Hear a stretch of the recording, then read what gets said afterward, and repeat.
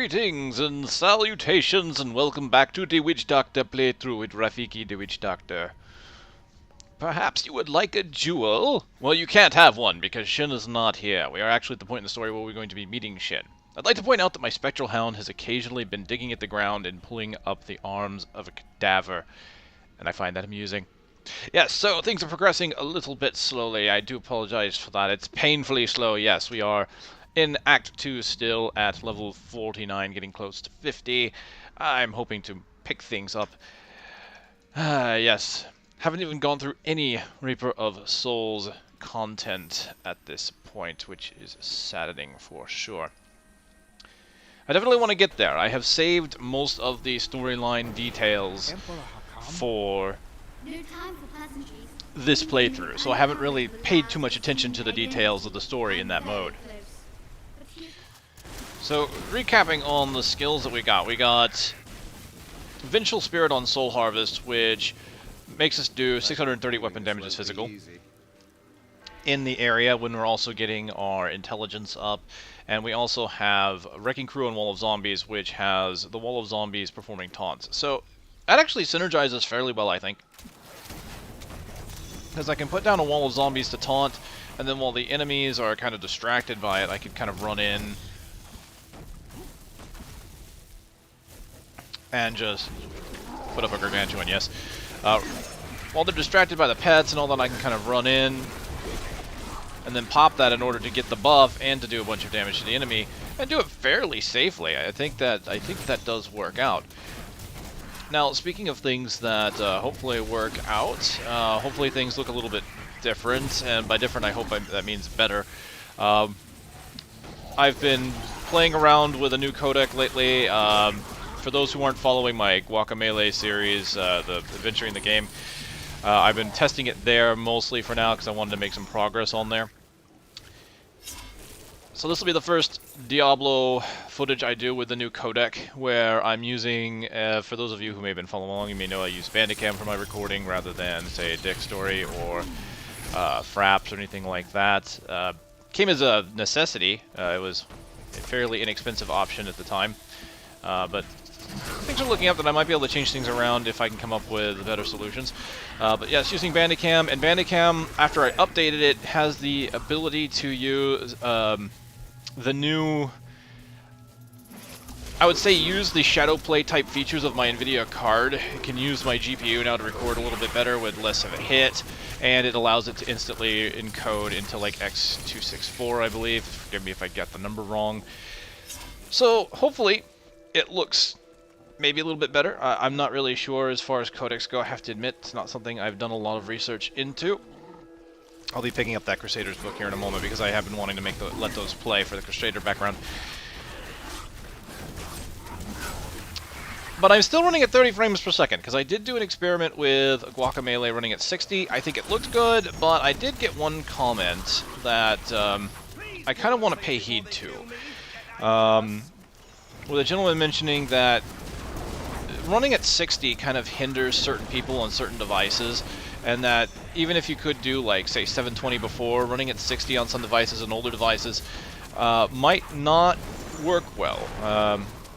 It might not be able to handle that.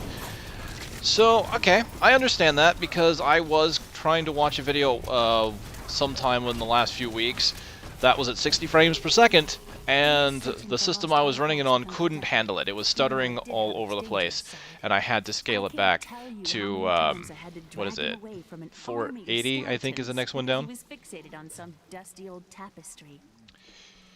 Yeah, so I fully understand that complaint, so I'm going to stick at 60 for now, or sorry, 30 for now. I am still getting 60 frames in the game, but the recording will definitely be a little lower for that. If any of you have comments or feedback on that, by all means, please do let me know. I kind of wanted to get into the 60 frames per second territory, but really, I think until Google does something about this, and YouTube, I really think they should offer the option for maybe people with lower spec machines to be able to watch it at the 30 instead of 60. You know, they have all these options. They have all these downscaling options on YouTube. And then they went to the 60 thing, and it's like, okay, there's this huge gap now from non-HD to HD, where some systems, you know, could handle 30 frames per second HD, but can't at 60. So I'm hoping they look into that. So I won't be going into that just yet.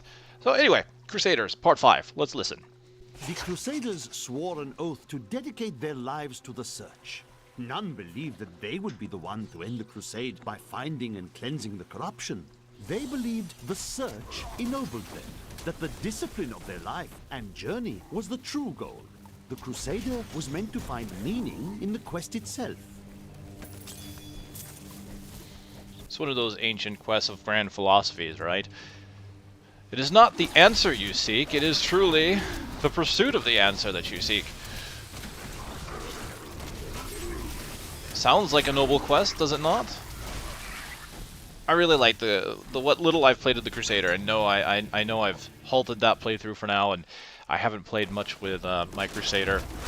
I enjoyed the time I spent with him. It was a fun class, and I really like the fact that I found a little bit of a banter between her and Cormac that was a little bit different than everything else.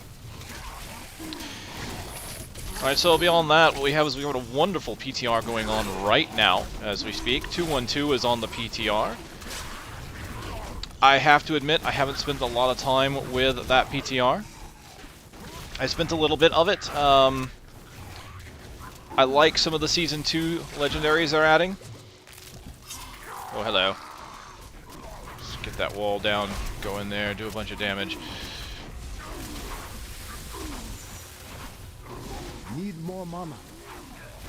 Oh dear. Protect me, my wild beasts! Protect me! Ah! There's the taunt. Oh dear.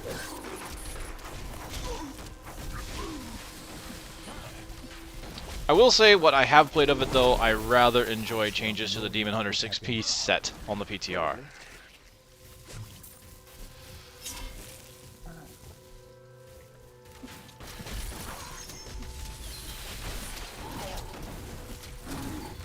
The PTR has been updated since the last PTR video I did. I don't think any major updates to speak of at this time. Mostly the set pieces changing around. Did you say don't pull that lever? Oh, go pull that lever. I'm sure nothing bad will happen for once. Yes, thank you, Lyndon. Yeah. This lever should be very far down this passage. Have I ever mentioned how much I love his sunny disposition in life? The Scoundrel is definitely one of my favorite characters. Thoughts, by the way, since I've talked a little bit about Act 5 and how I'm going to try and get into that and go into the story. My thoughts are going back to Cormac for Act 5, since he's the one I started with, and then I can revisit with Lyndon, since it's not nearly as far. I think that could work out. I've definitely wanting, with this series, one of my big goals is, of course, to record all the little, the banters and story-related element for each character. I don't see this whirling trap very often. Treasure chest surrounded by a tornado and then suddenly guarded by a whole bunch of whirling dervishes. And it's just enough to get us to level 50.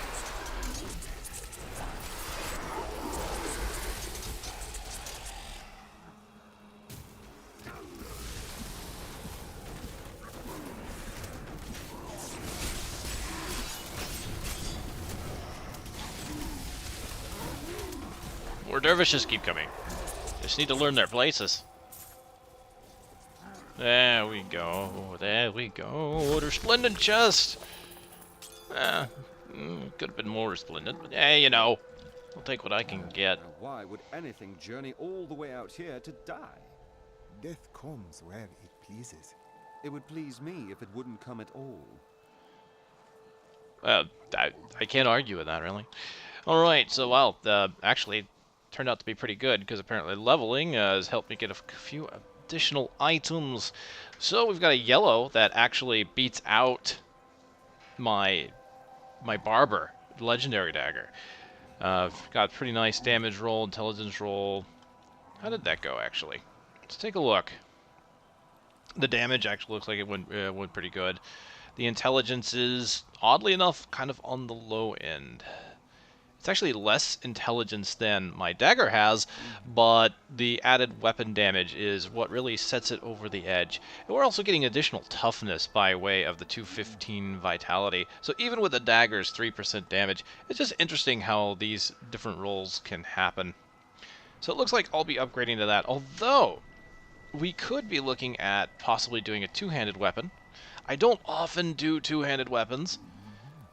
Certain character classes I do. It feels right. Like I've tried it on the Barbarian, and I do like some of them. I don't care for some of the really slow attack speeds, but this is only like a 1.0. I think 1.0 is usually about as low as I like to go. Anything lower than that, the 0.95s and 0.9s, they start to feel really bulky, even though they hit pretty hard. And this one would get my damage up by 57%. You know, there's a thought here. I might go for it. I'm going to hold on to this too, I think. What are we looking at here? Yeah, toughness and healing and corpse spiders. No, thank you. I might try out this two-handed staff, which, gem aside, is like a 76% increase.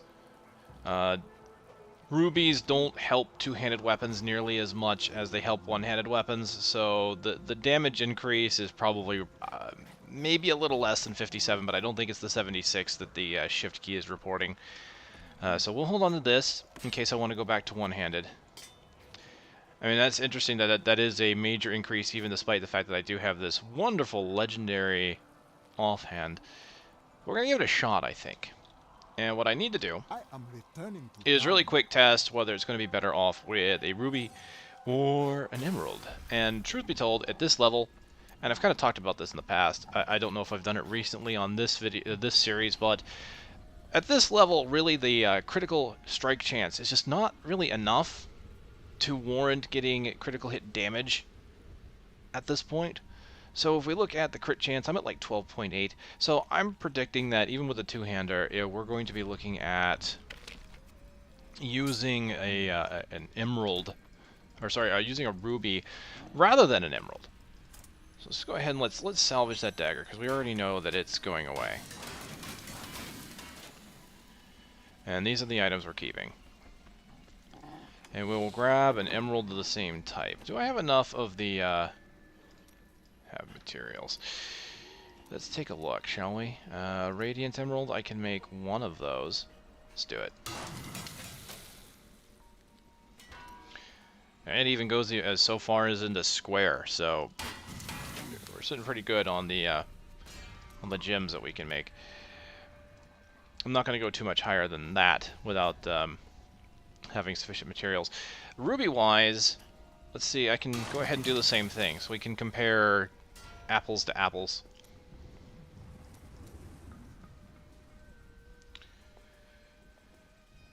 Yeah, we'll go that far so that we can compare 1 to 1. So we're sitting at about 10,000 damage, right? I'm pretty sure the emerald's going to be better. Or, sorry, I keep saying that backwards. I'm pretty sure the ruby's going to be better, so we're going to put the emerald in first. And we're now sitting at 10,607. Alright, so we'll go ahead and remove it. 10,635. So we're actually not too bad. They're pretty damn close. So we're getting higher and higher. As we get closer and closer to 60 and 70, the discrepancy on the numbers will start to wind down. Especially when it comes to two-handed weapons. Since the two-handed weapons hit really hard, they synergize so much better with critical hit. Now, we always, of course, have the problem that crit really trumps all when it comes to what you're putting in a weapon. I still don't quite like that, but it's, you know, at least at the lower levels, it's better. Better than it used to was. So I'm going to put these in here for now, in case I need to come back to them. But I think we're good for now. And then we will get rid of this ring. Yeah, that's just resistances. Alright, so at level 50, we got a passive and an ability. So we're going to get rid of our Gargantuan. We're going to get Big Bad Voodoo with Ghost Trance. The ritual heals all nearby allies for 5% of their maximum life per second. So it's not only a nice massive buff to attack speed and movement speed by 20%, but it's also I can use it for healing. Now I'm going to use the new passive that they gave me, because I think what I can do is build around this. Getting that big cooldown, keeping the zombie dogs because of my dead man's finger. So what do I get rid of in that case? Let me see.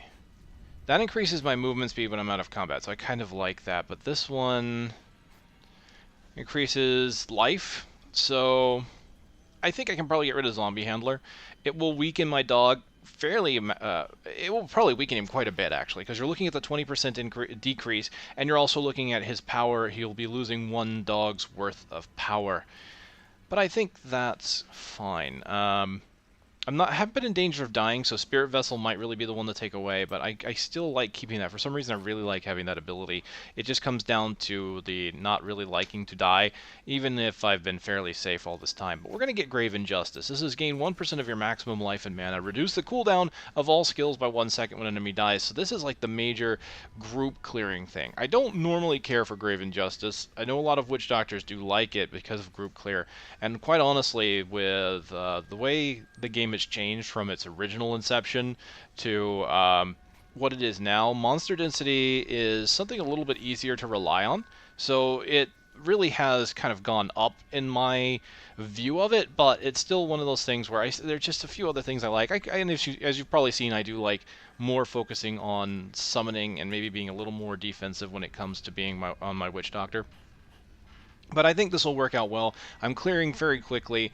I'm going to use this with some heavy hitting abilities to try and keep my mana up while intentionally spending a lot. So we're going to go away from Acid Cloud. And what's one of our biggest costers here? Acid Cloud actually is our biggest costing. But what can we spam to do a whole bunch of damage? So that's 330. Oh yeah, 720 over time. What if we hit hard with Zombie Charger? This is usually the one. Zombie Bears is like the big one. That's the 392. Just hits really hard. But I don't have that. So what do we go for? I'm thinking AoE, so the Explosive Beast, you know, it's got a little bit of an AoE, but I just don't think it's what I'm looking for. Wither Barrels Crawl Out, that's in all directions. That's an AoE. That's pure AoE, so it's split out a bit too much. Summon a tower of zombies that falls over, dealing 100% weapon damage as physical to any enemies it hits. Really, what I'm looking for is something like Zombie Bears. I don't think I'm going to be getting it from any of these. So maybe I could still. I definitely want to go for AoE. Kiss of Death has been fine. That's 330 followed by 396. But maybe, just maybe, we just stick to the basic Acid Cloud and make it hit... What? Again, I run into the same problem here with Zombie Charger and Lumbering Cold. That spreads out. But Acid Rain doesn't... It hits a bigger area even when it spreads out. This one's kind of tough. I really want to make a big burn build based off of what I have so far. If I'm going to go AoE, then maybe I should go big or go home. Get the Cloud. And get anything else that kind of hits in a big area. So maybe I'll keep like Soul Harvest and keep what we got last time and allow it to have Vengeful Spirit. Alright, I think I've locked in my final answers here. So going to stick with Pyrogeist. I like the fact that it sits around, lingers, does damage over time. We are using a two-handed weapon at this time, so we're looking at attacking slower. So my mana efficiency is already a bit higher. So I figured, okay, dots. Dots are really a good thing to do when you're using something heavy, slow hitting, because it's a cast once, kind of forget it until you need to reapply it. So what we've got is Acid Cloud with Blob Bomb. I think that's probably one of the best ones. Since I'm attacking slower, I'm not going to run at the risk of accidentally overriding the current blobs. If you attack too fast, you can only have so many blobs out at a time. I think this is going to be a good one. Thought about Slow Burn, but I'm thinking with the damage I'm putting out, I'm not going to have anything that's sitting there for too terribly long. Also, looking at the difference between that and Zombie Charger and Lumbering Cold, I look at the damage discrepancy. That's 196 in a large area compared to this being like 300 and then more over time. It's kind of ridiculous to even compare the two. Lumbering Cold is nice if you're cold, I guess, but then again, there's also Slow Burn, which is 300 and then 720. That's, I don't even know what to say about that. Alright, but that's what I'm going for, and then I decided, okay, well, we're going for dots, we're going to go with Locust Swarm. Now, I went with Disease Swarm because it makes enemies leave behind a cloud. I think that will work well with the two-hander. Alternatively, Pestilence would be nice because then it spreads quickly, and with the, of course, again, the massive two-handed weapon damage I'm doing, that can be nice to have a huge spread of damage from my staff going out. So I might alternate. I might go back to Pestilence, seeing how Disease Swarm activates. I do like the fact that Disease Swarm it no longer needs to have the last tick. It will be effective regardless. So we'll go out there and see just how much we can get from this Grave Injustice, how much mana, and how efficient we can be.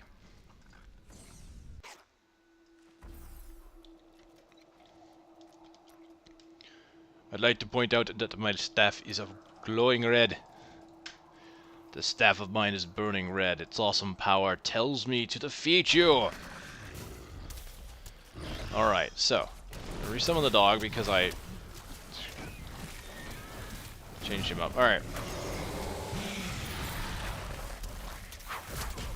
Alright, let's get into a big group, shall we? We're going to put down the Slam Dance. Put that down. I strike at your heart. I do not have enough mana.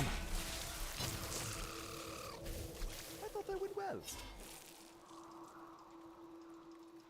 That's not too bad. We got the cooldown down quite a bit for that. Miserable wretches.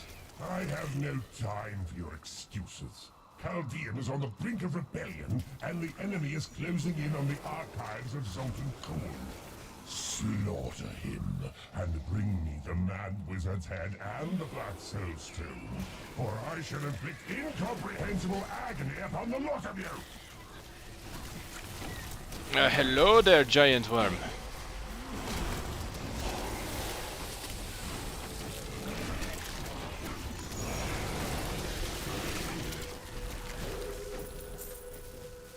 Excellent, excellent. I'm pretty sure I've been in here before on this series, the Cave of the Burrowing Horror. But hey, just in case, let's explore. Nothing too special, really. It's just a standard cave. It's just the way you get into it is pretty cool. I like that they kind of reuse that mechanic a little bit in Act 5 with, I don't know what to call them. I was gonna... there's giant beasts with portals on their back that when you kill them, they'll take you to another zone. And I like that's been reused. I also kind of like that it's technically been reused in the form of the treasure goblins actually opening portals to Greed's domain now. It's really nice to see. My inner deckard's kicking in. I'm not sure I like the slow speed, but I gotta admit it hits pretty hard.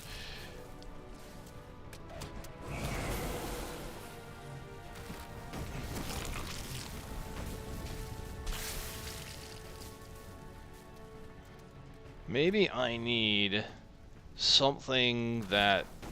I mean, this Pyrogeist is nice, does lingering damage. Is that where is that the route I want to go? I mean, dots are very, very nice when it comes to... I mean, it's not technically a dot. It is and it isn't. It's a damage field. Which does do damage over time, but, you know, when you think about dots in the traditional sense, you're talking about putting a damage source on an enemy that ticks specifically on that enemy.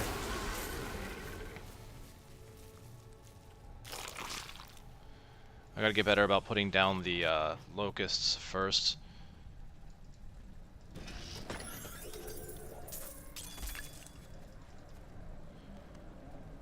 Let's try this again. Get something big. Got a full mana pool. My cooldown is up.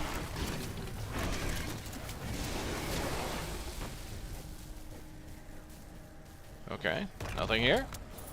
Here we go. Well.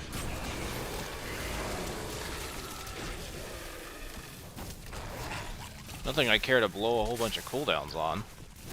Plenty of chests, though.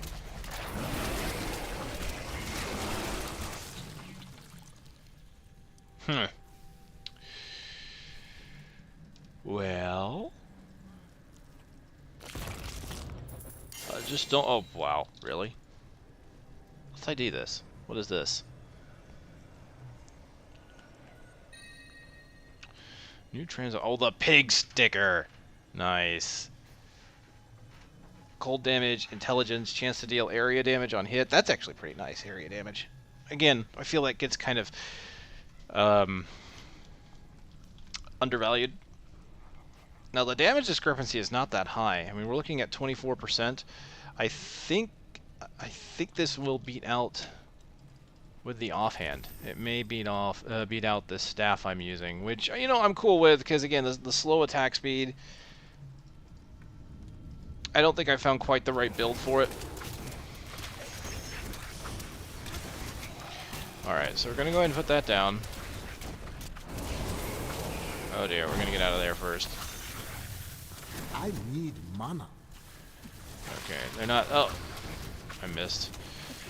So this isn't working out too well just yet because I'm not getting mana back from kills. There we go. There's some kills and there's some mana back. It's not a huge amount though. I thought I put the slam dance down. Apparently I didn't. Oh well. I guess that's fine. It's gonna die regardless. Wow. Well then, now we've got a legendary staff. Oh man. Who will win? Who's next? You decide. Oh dear.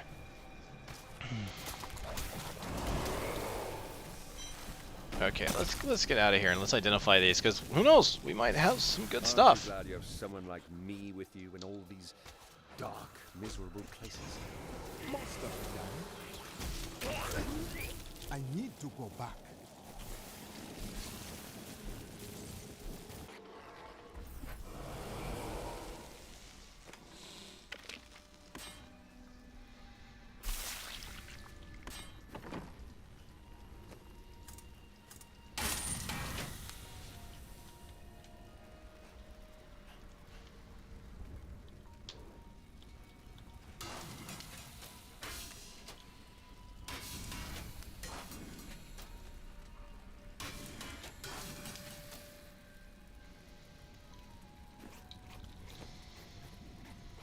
Alright, let's identify this wonderful staff. What did we get? The broken staff. Lightning damage, bunch of intelligence. Doesn't really do too much. I mean, of course, neither does a dagger. I like the fact that it squeals, though. I mean, that's literally all it does. This is an increase, though. 15% damage increase, 20% if the gem were not a factor. Let's take a look at it. That's cool looking. It doesn't look broken to me. Alright, so comparatively, this is a 37 decrease. So let's do this real quick. Let's put those on. Comparing without gems, this is a 35% damage increase. Toughness and healing decrease, though. Oh dear. Dear, dear, dear. I don't know. I think I'm liking the faster attack speed.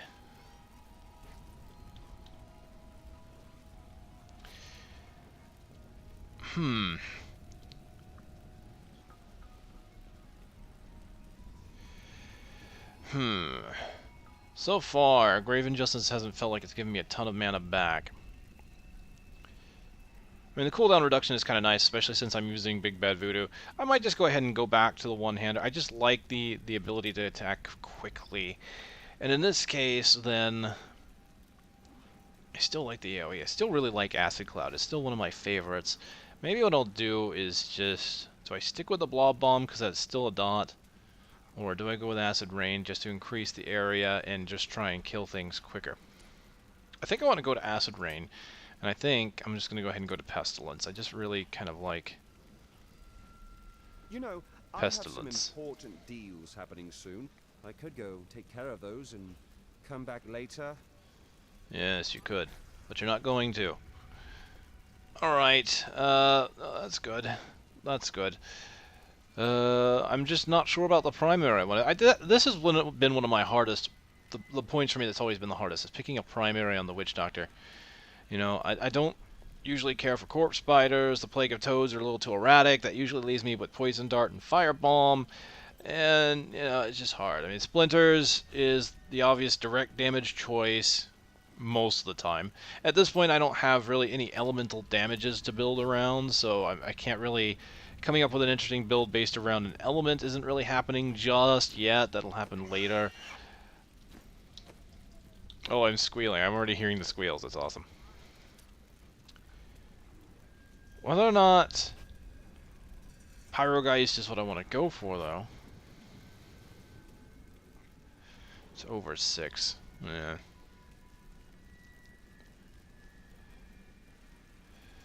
I might just go with Splinters. Just go with the fast attack, since we're doing that right now. Yeah, because I can attack pretty quick with Splinters. I kind of like that. So we're probably not going to use the staff. We'll go ahead. We'll salvage it out. Shame, but I got the transmog, right? Let's get that gem back and put that into our weapon. See, my damage has gone down. It's at 9.8 now. That's okay, I squeal. Ah, squeal, baby. There we are. That's pretty menacing, actually. Menacing looking. Ugh. Ah, another wretched sandy hole. Let's go. Alright, so I slightly changed things up just a little bit again, too. Since I have less defensive options, I went with Siphon and my Soul Harvest to give me life, rather than the one that does damage, because we've gone away from the two-hander. So we'll do a little bit of gameplay with this build, just to kind of show it off, since that is kind of the whole point, right? To see how they work out. Oh, here we go. Alright, put that down. We're going to get a bunch of damage. Put down the... Yes, put that down. I do not have I don't have the mana! Alright, the Locust is doing work. Let's put them down again, because it looks like they've run off. There we go.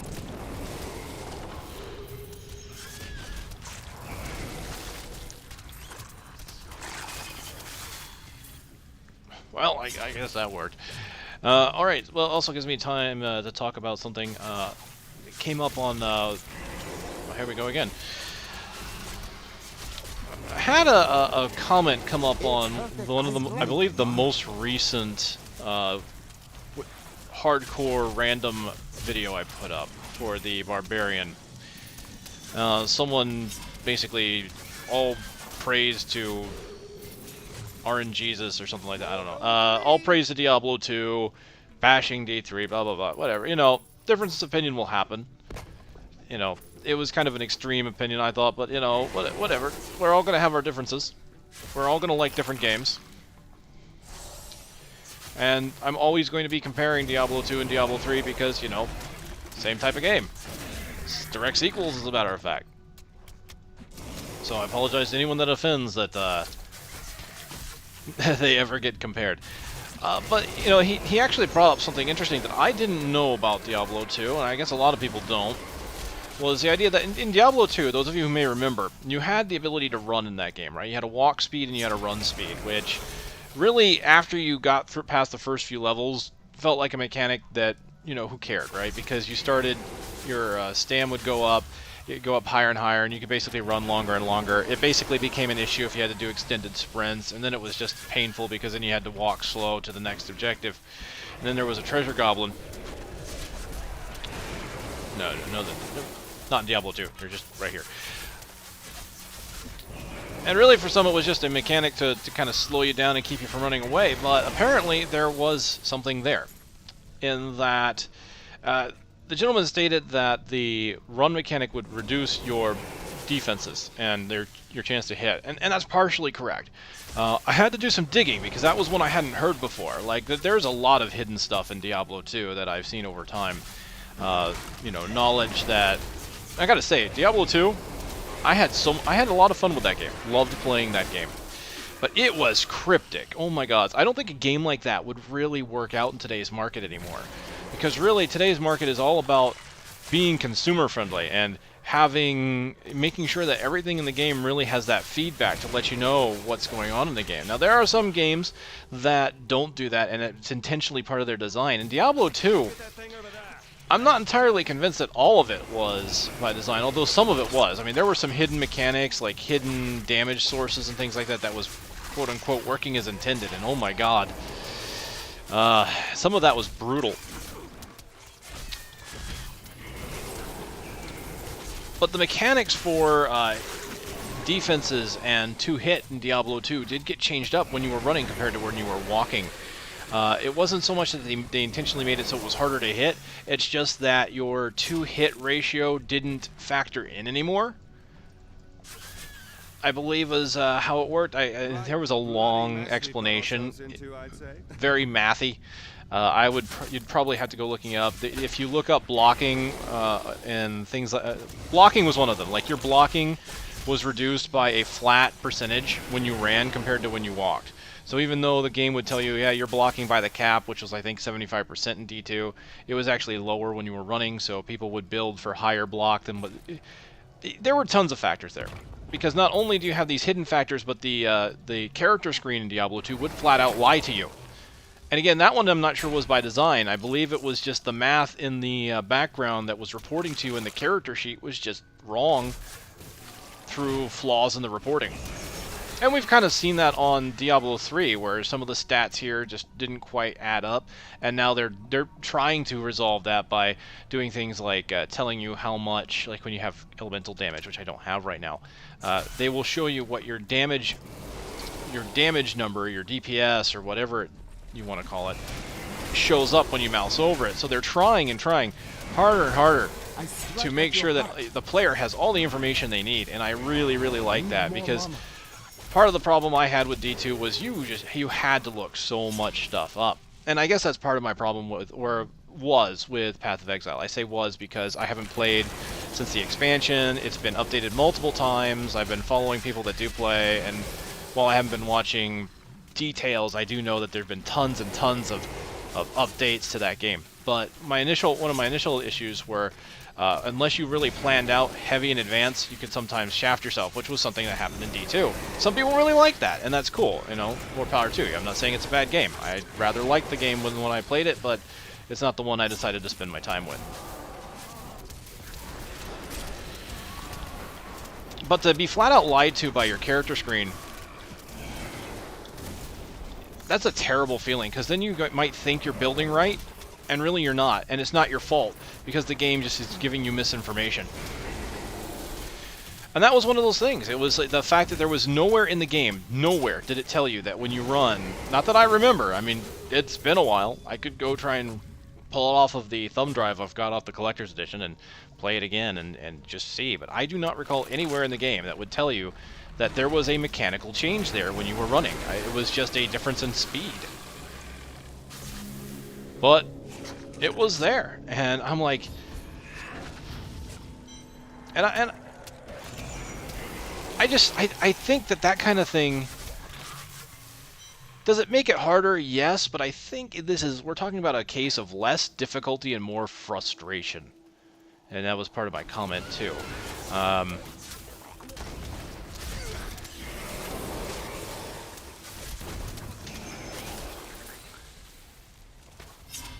I loved D2 when I played it. I mean, it was the genre-defining game, really. I guess you could say Diablo was, but honestly, Diablo was still rough around the edges. I mean, you really didn't have character classes so much in that because everything dropped. And you could build, just through manipulating your stats, you could build any way you really wanted to. You could have warriors casting all kinds of wizard spells. I mean, it just happened. I think Diablo 2 was really the definitive, this is that experience, that moment. This is what this type of genre is, because it really introduced the concept of the character classes, the skill trees. And me getting surrounded Oh! Oh! Oh, my sacrilege! I don't even know what that is, but it hurts!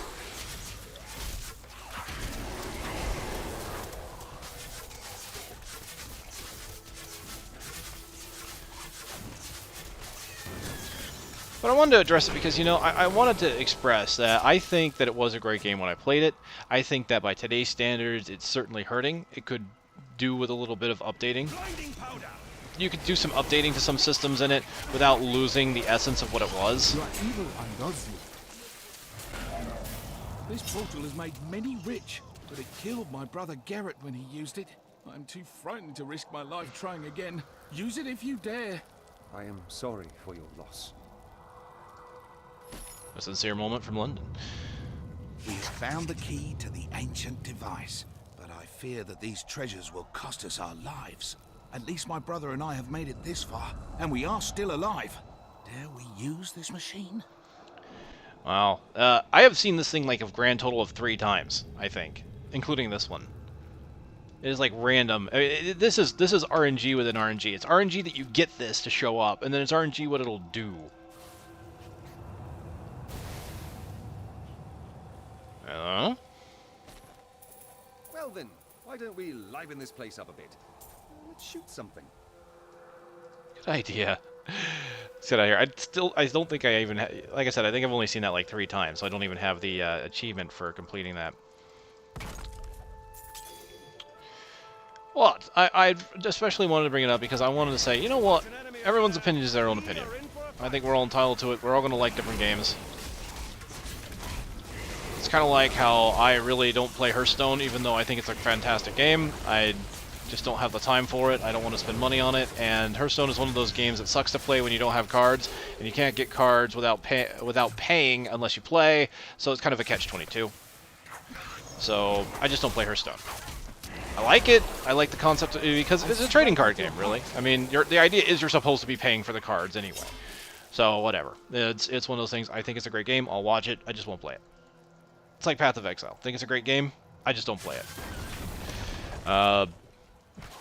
Diablo 2, fantastic game. Sunk in hundreds of hours to that game. Do I really like it compared to D3? Probably not as much. I just really like D3's combat. But one statement was made that I supposedly delete comments that talk bad about D3. Or maybe don't talk about D2. I don't know where that came from, but I just want to let you guys know that's flat out false. I think all of you that follow know that, because I'm constantly asking for feedback, asking for opinions, because I believe that difference in opinions cause valuable discussion, because when you have all these different opinions and discussion, then you can come up with compromises or ideas that are kind of mergers of thoughts. And then everybody ends up better off in the end. Yeah, so that was that. That was my rant that lasted all the way up until level 51. Cool. Let's make this happen. The spirits aid me. Yikes. Okay, come here. Give me that. Health. Fantastic. Fantastico! Alright, so what did we get? We got a couple new things. We got a new Plague of Toads. We got a new Sacrifice. Oh, Sacrifice. Oh! Okay, ladies and gentlemen, this is gonna be interesting. Okay. So I keep burning dogs. This is where it's gonna be tough. I think Infectious Bite... Fetish and chance to leave by a health load. We'll keep burning dogs. We're going to be getting rid of... I don't know if I like getting rid of... Let's get rid of Siphon for now. I think I'm going to go ahead and get the Wall of Zombies in order to keep the enemies off of me. I think I like that. I think I'm going to get the one with Taunt as well.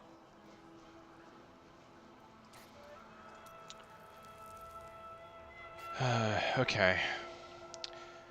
Getting rid of Locust Swarm for the time being for Sacrifice. You know how I feel about Sacrifice. Okay, but this is Provoke the Pack. And Sacrifice has been updated since I last used it. I don't believe I've shown the new mechanics for Sacrifice in this series. You banish one of your dogs, causing it to explode, and it does 1090 of your weapon damage. So it's still pretty powerful, but you only banish one dog at a time. So what I'm going to do is I'm going to get rid of the Dead Man's Finger that I'm using.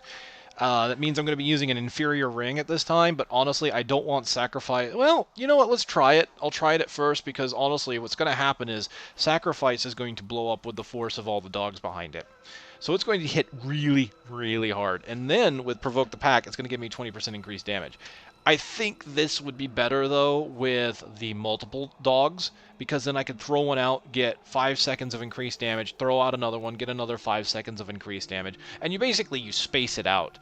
Sacrifice using Dead Man's Finger is probably better with, let's see, chance to resurrect as a new dog. I mean, that's a possibility. Next of kin would mean you've got a chance of getting your dog back. Let's see.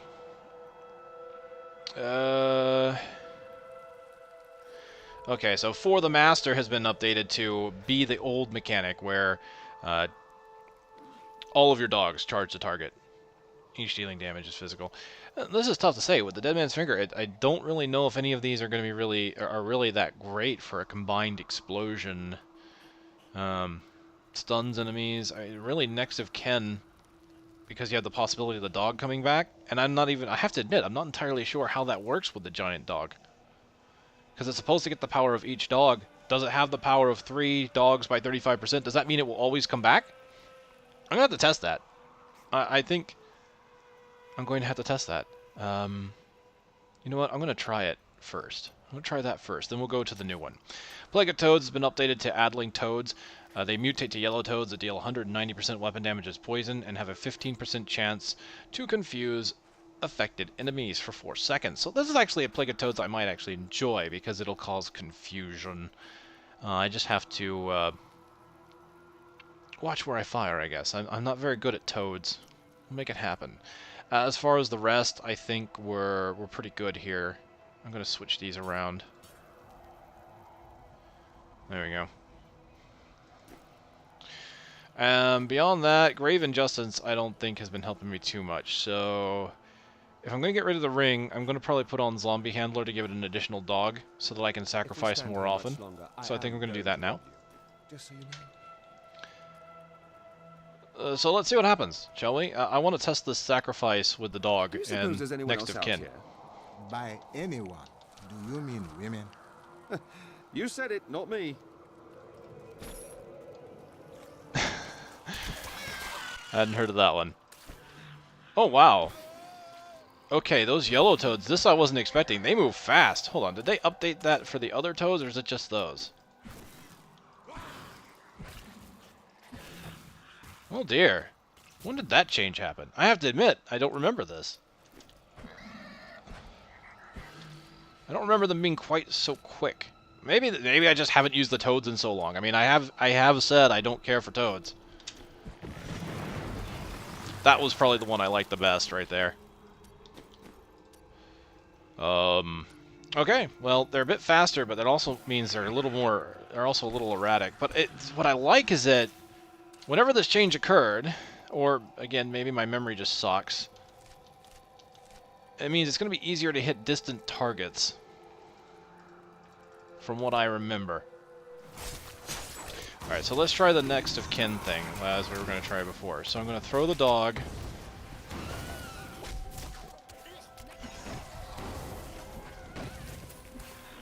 Okay, it came back like 3 times. And then it failed once. That's pretty cool. You sure it's not time to head back to Chaldeum? No? All right then. Alright, so let's see how often we can do it. So there's 1. Oh, that worked out pretty nice. 2. Oh, it only lasted twice that time. The damage is pretty nice, though. I'm gonna give it one more experiment, then we'll go and do the 1, and I'll take the finger off. So... My curse upon you. Oh, wow, it only lasted once that time. So I'm guessing it doesn't combine the 35% chances. It's probably just the 35% chance, and I just got really lucky. It definitely hits hard, though, and I love the fact that the dog charges in and explodes. I love the new mechanic. I mean, this is me actually kind of liking the way Sacrifice works now. Alright, so my dog's on cooldown, but thankfully I found this blue ring. It's, as you can see, not great. It's thankfully a minor damage decrease, only 1.2, but it is quite a bit of toughness and healing. I need to find something better, or we'll just get rid of the build at a later time for Sacrifice. But we're going to go ahead and get Provoke the pack to get the damage increase for our 5 seconds of 20% increased damage, and then we'll summon the dogs, and I've got 5 times to do that. So I can, as I'm fighting, increase my damage by 20% 5 times. And also do a bunch of damage with the dogs. So, there's 1, increase my damage.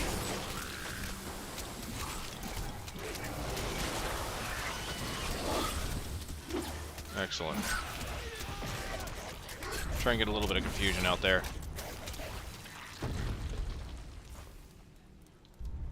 Man, there's a lot of things about the Witch Doctor that I didn't used to like that I'm kind of okay with now. I mean, the toads, the sacrifice, I think that's testament to they're really trying to make skills that people weren't using more valuable.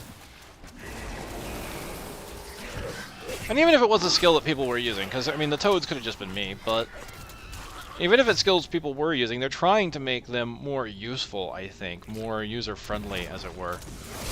Alright, so let's go ahead and put this down. I'm going to put a dog out there to increase my damage for a moment.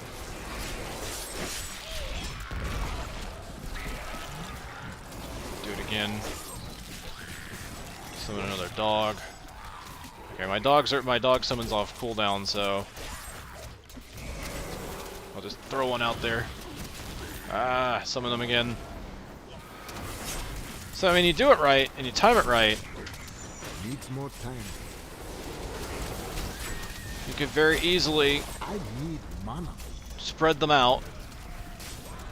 Spread out these sacrifices. And of course you can see that I can direct it right towards an enemy that I want to hit.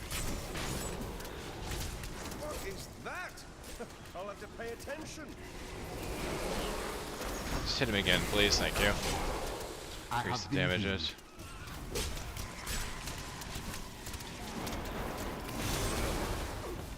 I've got 1 dog left. I'll put him down to increase the damage, and then some of the new ones. There we go. Got 20% increased damage for the time being.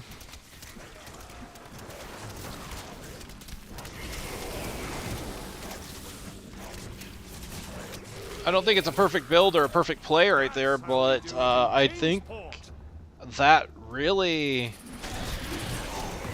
shows where this can shine. I mean, I don't actually mind using Sacrifice now. I go into a pack, I blow it early, and then just pop a bunch of damage over an area. And you can see, I mean, it's not like it's that far off from me having the Sacrifice again. Alright, let's blow them up so we can get some more damage on this treasure goblin here. Blow them up. There you go. Just throw all my dogs at him. Beautiful thing is it stacks. I didn't think it would, but apparently it does. So if I blow up... You know what? Hold on. If that's the case... It stacks. Okay.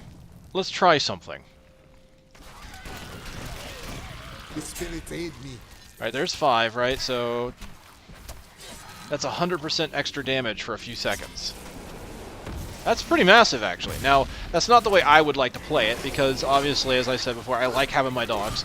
So using Sacrifice, I would rather do it when I'm not going to lose all my dogs. But if I needed to have a huge burst of damage, want to hit something really hard, I could do it.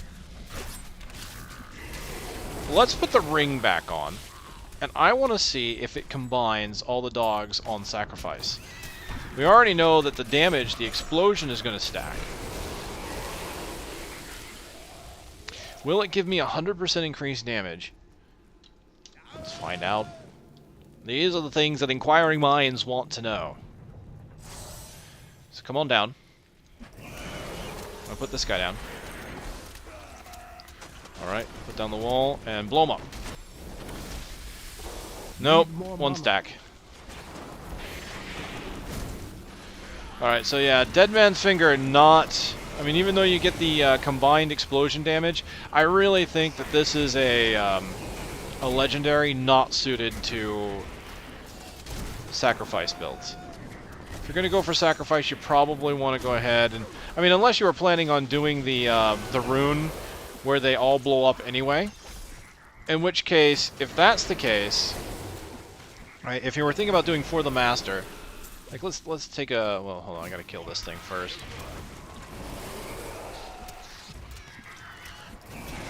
That confusion, though. Eric. I don't want to summon the dog yet, because I'm going to take the ring off. It's just taking a bit longer to kill this guy than I really...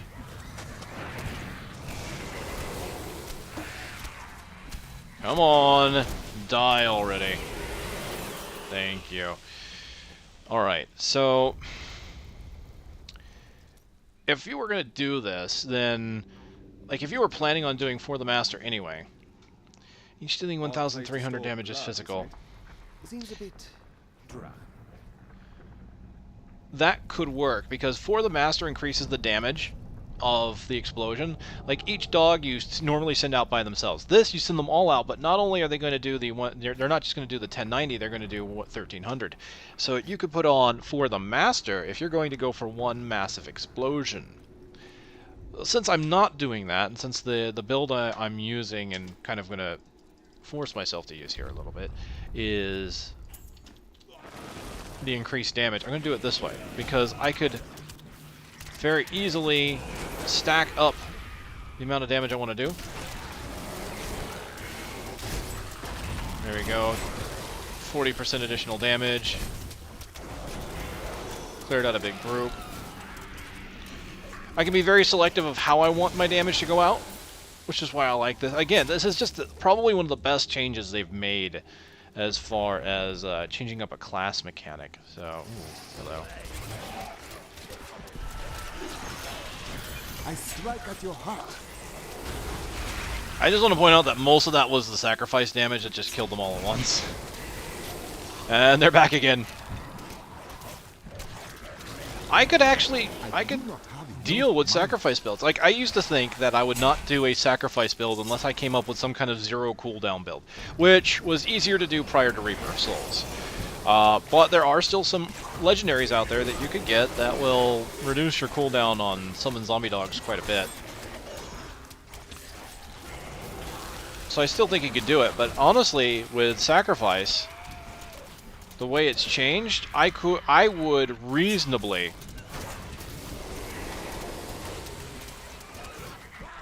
Oh, I hate that they can run through that.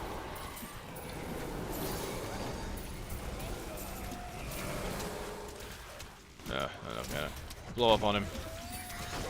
Come on. It's 330 damage. Stacked up. There we go. Sheesh, nothing good, really. All that trouble, but I hate... Again, I mean, here it is. I'm got my dogs back. I'm cool with this. I didn't think I would say that, but here I am saying it. I like it. I actually like having sacrifice in this case. It doesn't hurt that I've got the pig sticker, and so every now and again I squeal when I push the button. It's just, I don't know, there's something ethereal about that. Surreal.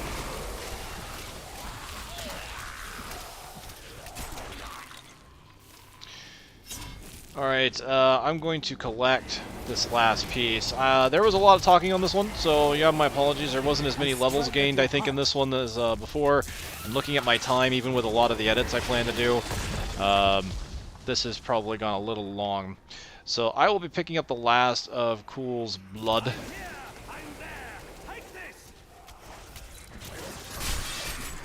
I've never heard that shout from you, Lyndon.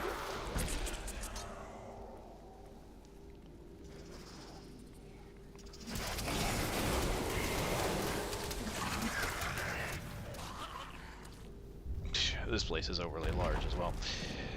Now, here we go.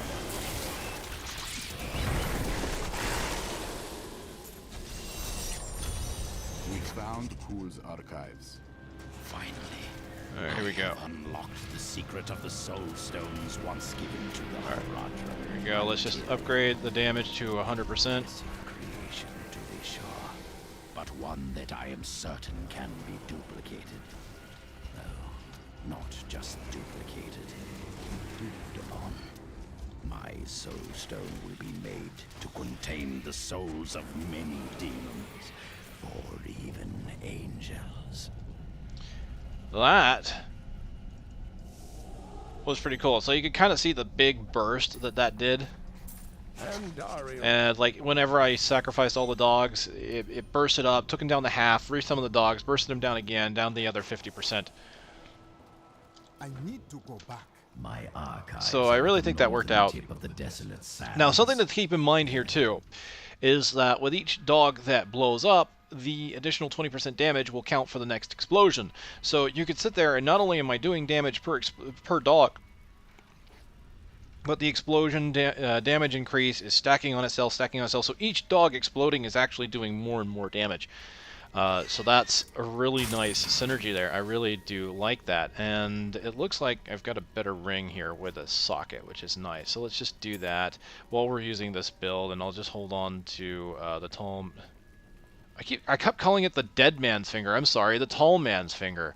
You have my apologies that I would say. Why did I... really? I am an authority on Diablo 3, guys. I really am. I know what I'm talking about. I just totally salvaged something that looked like it might have been an upgrade.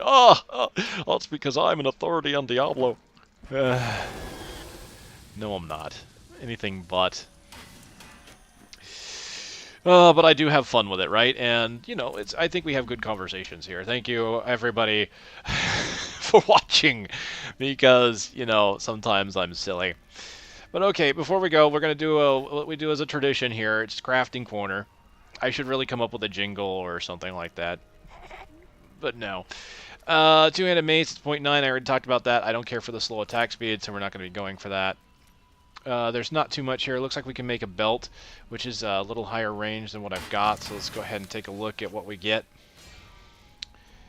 Let's try again. I did find some new gloves along the way. I think that's really the only thing I've found since this started. Firebomb damage. I don't know. The one I've got equipped increases poison dart damage, and that is what I'm using. So probably not. I'm going to give it one more go. And if I don't get anything good, we'll move on to the next item. Oh, well, 1.2. It's corpse spiders. No. Alright, we're moving on. So it looks like we got a few things at 51. So, some boots. See if we get something good. Oh, not really. Well, it's got acid cloud damage on it. Hold on. 7.7. Acid cloud damage increased by 11%. Here's what I'm using. I don't really care for that huge loss in toughness, though. Oh, here we go. Damage, toughness, healing. There's no spell on it, but I'm not using fire bats anyway, so let's go ahead and do that. Anything else? Gloves at 51. Yeah, so there's a lot of items at 51, it would appear. I just found some gloves, so this probably won't craft over too well.